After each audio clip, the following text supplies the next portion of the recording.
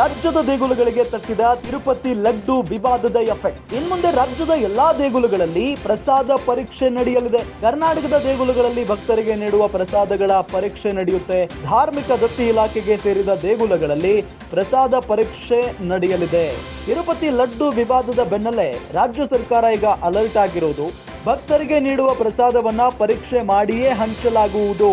ತಿರುಪತಿ ಪ್ರಸಾದದ ವಿವಾದದಿಂದ ಭಕ್ತರಿಗೆ ಅನುಮಾನಗಳು ಸೃಷ್ಟಿಯಾಗಿದೆ.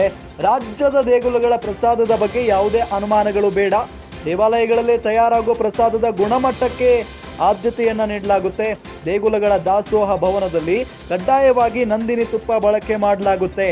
ಸೇವೆಗಳಿಗೆ, ದೀಪಗಳಿಗೆ, ಪ್ರಸಾದ ತಯಾರಿಕೆಗೆ ನಂದಿನಿ ತುಪ್ಪ ಬಳಕೆ ಕಡ್ಡಾಯವಾಗಿರುತ್ತೆ ಅಂತ ಧಾರ್ಮಿಕ ದತ್ತಿ ಇಲಾಖೆ ಸಚಿವ ರಾಮಲಿಂಗಾರೆಡ್ಡಿ ಹೇಳಿಕೆಯನ್ನ ಕೊಟ್ಟಿದ್ದಾರೆ.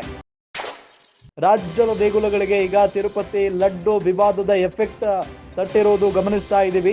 ಇನ್ಮುಂದೆ ರಾಜ್ಯದ ಎಲ್ಲಾ ದೇಗುಲಗಳಲ್ಲೂ ಕೂಡ ಪ್ರಸಾದವನ್ನ ಕೊಡ್ತಾರಲ್ಲ, ಆ ಪ್ರಸಾದ ಮುನ್ನ ಅಂದ್ರೆ ಪ್ರಸಾದ ನೈವೇದ್ಯಗೂ ಮುನ್ನ ಅಥವಾ ಜನರಿಗೆ ಕೊಡುವ ಮುನ್ನ ಪರೀಕ್ಷೆಗೆ ಒಳಪಡಿಸಲಾಗುತ್ತೆ. ಕರ್ನಾಟಕದ ದೇಗುಲಗಳಲ್ಲಿ ಭಕ್ತರಿಗೆ ನೀಡುವಂತಹ ಆ ಪ್ರಸಾದ ಇನ್ಮುಂದೆ ಪರೀಕ್ಷೆ ಆಗುತ್ತೆ. ಮೊದಲಿಗೆ ಧಾರ್ಮಿಕ ದತ್ತಿ ಇಲಾಖೆಗೆ ಸೇರಿದ ದೇಗುಲಗಳಲ್ಲಿ ತಿರುಪತಿ ಲಡ್ಡು ವಿವಾದದ ಬೆನ್ನಲ್ಲೇ ರಾಜ್ಯ ಸರ್ಕಾರ ಬಹಳಷ್ಟು ಅಲರ್ಟ್ ಆಗಿದೆ. ಈಗ ಭಕ್ತರಿಗೆ ನೀಡುವ ಪ್ರಸಾದವನ್ನ ಪರೀಕ್ಷೆ ಮಾಡಿಯೇ ಹಂಚಲಾಗುವುದು. ಪ್ರಸಾದ ಅಂತ ಅಂದ್ರೆ ಅದನ್ನ ಭಕ್ತಿಯಿಂದ ಸೇವಿಸಬೇಕಾಗುತ್ತೆ.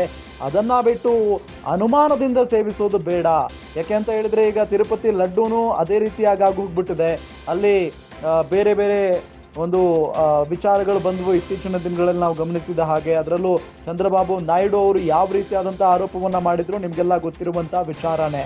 ಹಾಗಾಗಿನೇ ಕಲುಷಿತ ಆಗಿರಬಾರದು ಅಂತ ಪ್ರಸಾದ. ಹಾಗಾಗಿನೇ ಪ್ರಸಾದವನ್ನ ಪರೀಕ್ಷೆ ಮಾಡಿನೇ ನಾವು ಜನರಿಗೆ ನೀಡೋಣ ಅಂತ ಹೇಳಿ ರಾಜ್ಯ ಸರ್ಕಾರ ಈಗ ಒಂದು ನಿರ್ಧಾರವನ್ನ ಮಾಡಿದೆ.